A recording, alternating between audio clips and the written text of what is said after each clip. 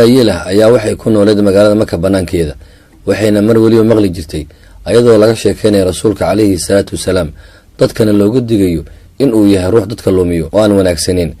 haweeneydan ma aysan dhalin wax caruura. maalmaha kamid ah ayay waxay soo aaday suuqa ayadoona doonayso inay alaab soo iibsato.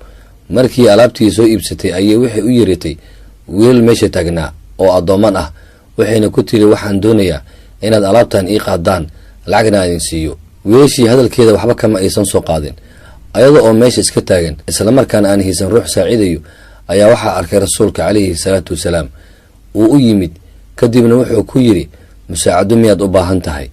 waxay ku tiri haa. kadib rasuulka calayhi salaatu wasalaam alaabtii ayuu u qaaday isaga oo la luweynayo wuxuuna u geeyay gurigeeda.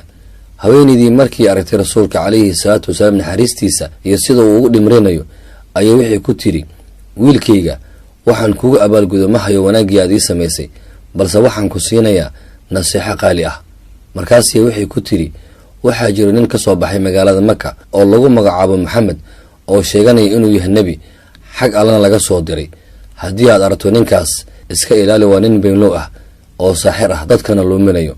rasuulka calayhi salaatu wasalaam wuxuu ku yiri haweeneydii bal ka waran ninka lagu sheegay haddii aan aniga ahay. haweeneydii aad ayay u yaabtay waxayna garaweysa waxay tiraahdo kadib waxay ku dhawaaqday shahaadinka waxayna tiri ashhadu an laa ilaaha illa allah wa annaka rasuulullah. sida ay ku soo islaamtay. qisadani waxaynu ka faa'iideynaa akhlaaqda rasuulkeena calayhi salaatu wasalaam iyo sida uu dadka ula dhaqmi jiray. kama uusan kibrin rasuulka calayhi salaatu wasalaam in haweeneydan waayeelka uu saacido isla markaana uu adkaysto hadallada xunxun ay ku dhahayso. rasuulkeena calayhi salaatu wasalaam wuxuu leeyahay dadka xoolihiina kuma kasban kartaan ee akhlaaqdiina ku kasbada.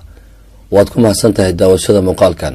haddii aad ka cusub tahay janalka maalmaha fadlan sabskaraab dheh gamayalkana riix si ay kuu soo gaaraan waxyaabo cusub aan soo dhigi doono. mahadsanid.